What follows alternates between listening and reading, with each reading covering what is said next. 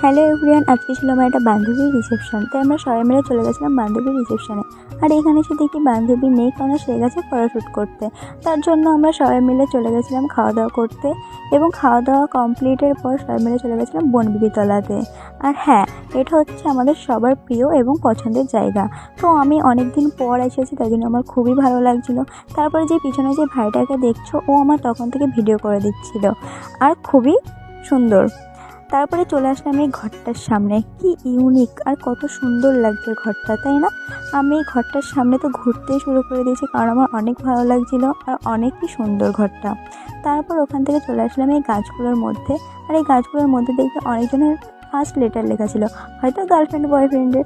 তারপর ওখান থেকে চলে আসার সময় দেখি একটা সরিষার ক্ষেত।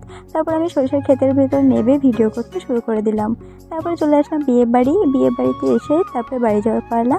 So tata.